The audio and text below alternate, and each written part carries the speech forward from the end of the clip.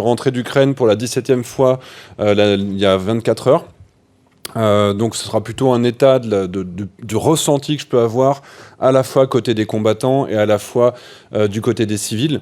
Le premier point pour les combattants qui est marquant à chaque fois, c'est d'une part leur fierté de faire partie de quelque chose qui les dépasse, de plus grand, la lutte entre le bien et le mal, les innovations technologiques, que tout le monde le regarde, la Terre les regarde, ils sont très fiers de Zelensky, ils sont très fiers d'avoir un vrai leader qui n'a pas accepté de fuir en 2022 tel que tous les présidents du monde l'auraient certainement fait à sa place.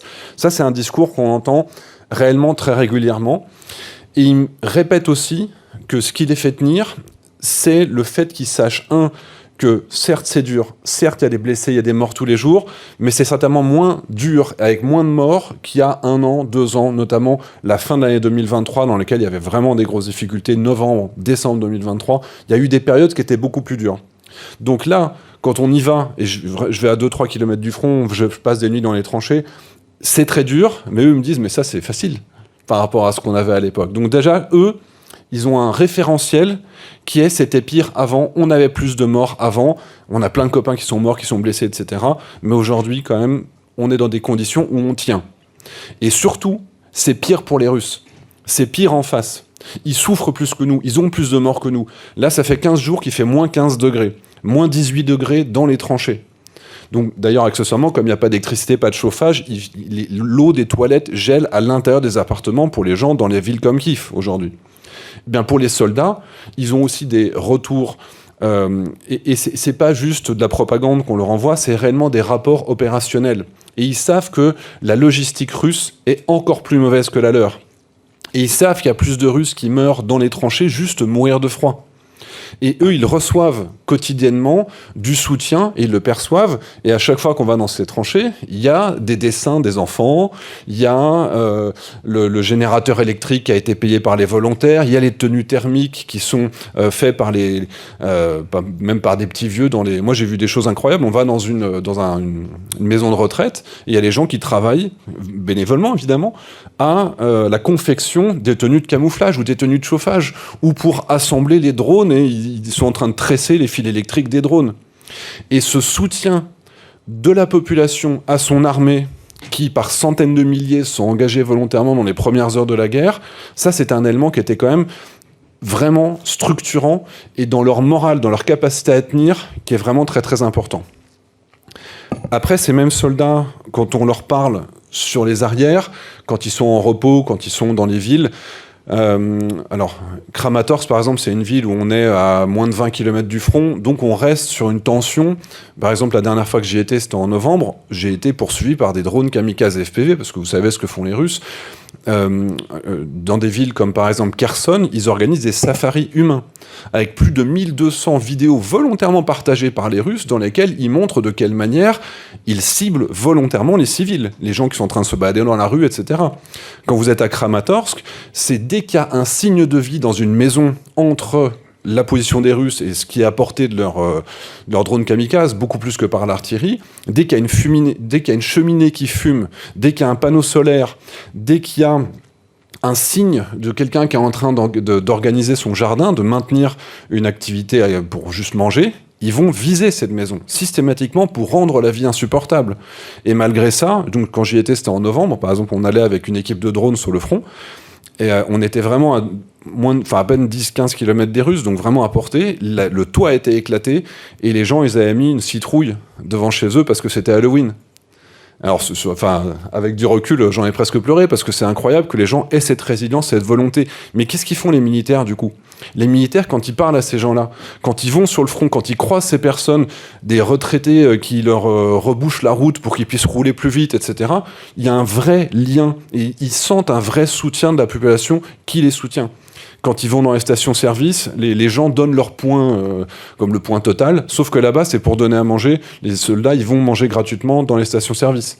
Voilà, donc eux, ils ont réellement ce soutien qui est vraiment fort et qu'ils vivent au quotidien.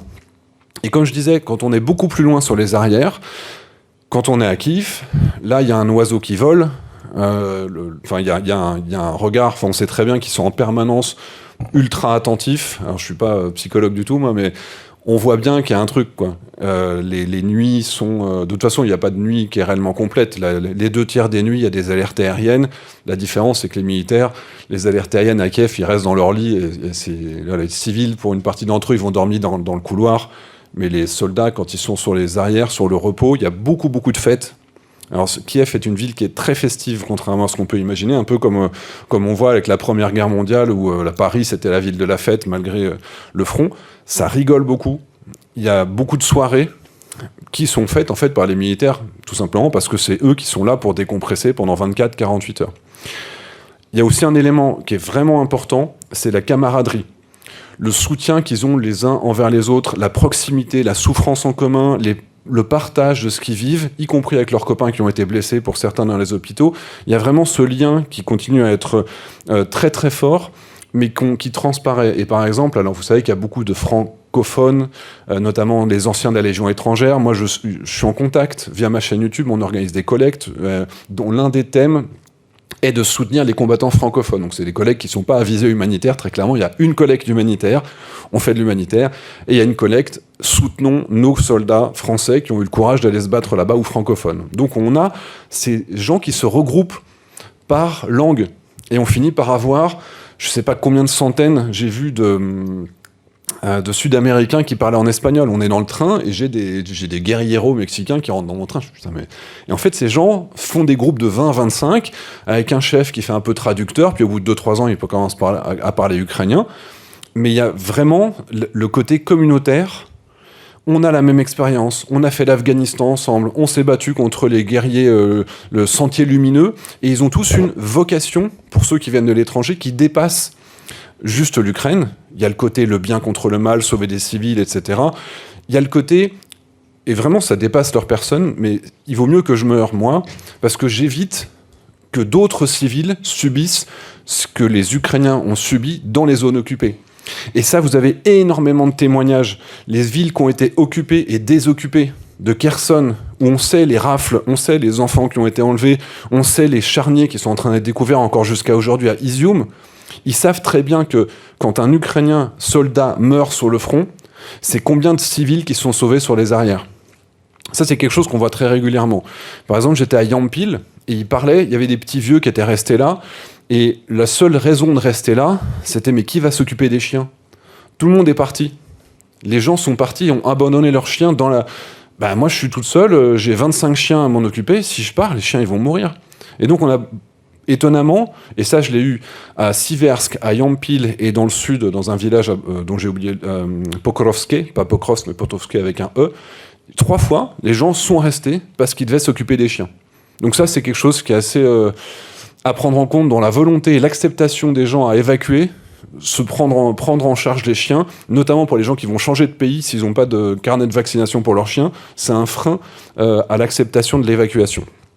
Et des gens qui évacuent pas aussi, parce que les évacuations de 2022 s'étaient passées dans pas forcément de bonnes conditions. Les gens avaient fini dans des tentes pas chauffées en hiver, alors qu'au final, ils seraient restés sur la ligne de front, ils auraient peut-être eu moins froid, ou en tout cas, ils auraient peut-être moins souffert sur le moment. Je vais parler des civils un petit peu. Alors, c'est plus difficile. C'est la première fois que dans mon voyage, j'ai plus ressenti de souffrance chez les civils que chez les militaires. Systématiquement, il y a des morts, etc. Mais là, pour la première fois, je vous assure, quand il fait 5 degrés à l'intérieur de votre maison, vous n'avez pas d'électricité. Moi, par exemple, je n'avais pas d'électricité, alors que je suis sur Kretchatik, donc c'est la rue, la place Maïdan était à 200 mètres. Je n'avais pas d'électricité de 8h30 le matin jusqu'à 22h. Et les gens savent que s'ils branchent leur chauffage électrique le soir, le réseau, il va péter. Donc, vous n'avez pas de thé dans la journée, vous ne pouvez pas vous réchauffer, vous allez travailler en doudoune.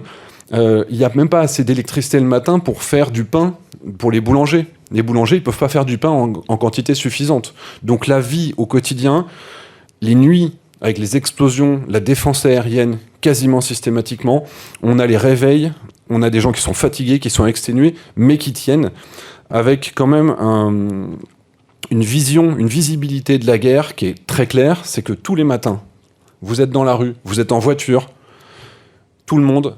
À 9h, on s'arrête et il y a 1 minute de silence. Où que vous soyez, il y a les haut-parleurs, et ça s'arrête systématiquement. Que vous soyez place Maïdan ou dans le fin fond de n'importe quel village, les restaurants, les serveurs, tout le monde va s'arrêter 1 minute. Donc ça rend la réalité du terrain visible. Il y a évidemment les convois avec les morts qui vont traverser la ville. Les gens se mettent à genoux et on en voit quand même régulièrement. Il n'y a pas plus tard que le week-end dernier, place Maïdan, il y avait un convoi et tout le monde s'arrête, tout le monde se met à genoux, toutes les voitures laissent passer. C'est quand même quelque chose qui est régulier, malheureusement. Il y a la difficulté pour les enfants, parce qu'il n'y a plus d'école. Parce que, par exemple, dans le Donbass, il n'y a plus d'école depuis 2022, donc les enfants sont très isolés. Par exemple, moi, je suis en contact avec des directeurs et des directrices d'école parce qu'on a amené des générateurs électriques dans ces écoles.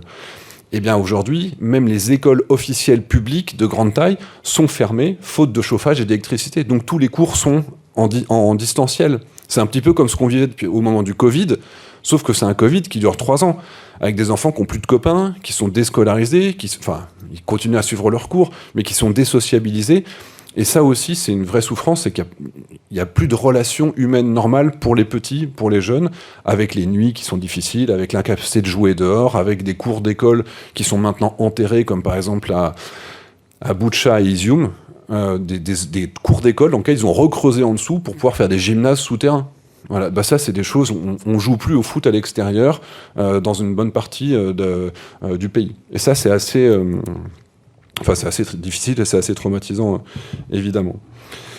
Tout ce qui est pour le suivi des blessés, la visibilité des blessés, il y a beaucoup de blessés qui sont... L'Ukraine fait tout ce qu'elle peut. Ils ont multiplié par 10 leur capacité médicale, mais évidemment, le besoin il est encore plus important. Les blessés, pour une partie, sont soignés à l'étranger, mais dans tous les cas... tout n'est pas pris en charge. Et j'ai vu, par exemple, à Lviv, je parlais avec un soldat qui parlait anglais, qui était blessé, qui se tenait pas droit. Il avait une blessure à la jambe, une blessure au dos. Ces 2 premières opérations ont été financées par le gouvernement, par l'armée, mais pas les suivantes. Et donc, il était en train de collecter de l'argent pour pouvoir aller jusqu'au bout de ses soins médicaux qui n'étaient pas pris en charge, parce qu'à partir du moment où je sais pas où, sa vie n'est plus en danger, je sais pas quelle était la limite, il n'y a pas le soin pour aller jusqu'à un rétablissement complet. Il manque réellement d'argent dans plein de domaines. Il y a une inflation galopante. Le grivna vient de passer les 50 grivna juste en 2 semaines. Moi, j'ai vu quasiment 5% d'évolution de la monnaie locale. Mais c'est dire que tout augmente aussi au fur et à mesure.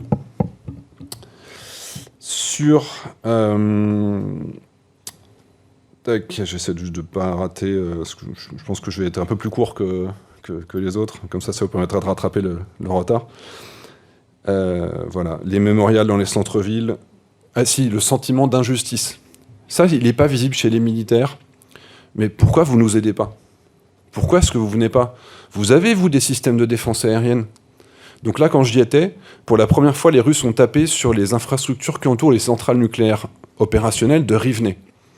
Pourquoi vous ne venez pas avec votre... Enfin, je veux dire, s'il y a un nouveau Tchernobyl, ça va vous toucher aussi. Pourquoi vous venez pas? Pourquoi vous venez pas nous sauver, nous protéger? 3000 attaques sur des écoles, 2400 attaques sur le système de santé, 3000 attaques sur des écoles, 100 000 bâtiments visés civils, 93% des attaques contre des civils. Pourquoi est-ce que vous vous en foutez? Pourquoi est-ce que vous allez défendre Israël? Pourquoi est-ce que vous allez à Sarajevo? Et pourquoi est-ce que vous nous laissez mourir? Et il y a cette opération Sky Shield, peut-être que vous avez entendu parler, mais là-bas, ça a fait du bruit aussi, dans lequel on disait des avions occidentaux qui étaient en Pologne pourraient juste venir intercepter les missiles qui touchent des civils tous les jours, les réseaux de chauffage, etc. Pourquoi vous le faites pas? Et donc l'incompréhension de notre lenteur, ça c'est une vraie souffrance pour les civils. Excusez-moi. Ça, c'est une vraie souffrance.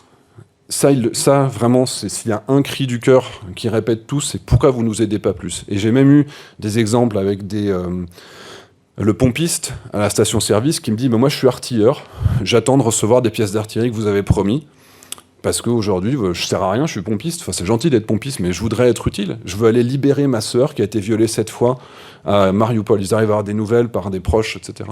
Ils savent ce qui se passe en zone occupée. Donc il y a une partie de la population qui est résignée, qui sait très bien que ces zones occupées, ils ne les récupéreront jamais, mais il y a une partie de la population qui attend des armes pour pouvoir aller se battre dans leur spécialité. Voilà. Ça va s'arrêter là pour moi. Merci. Merci beaucoup.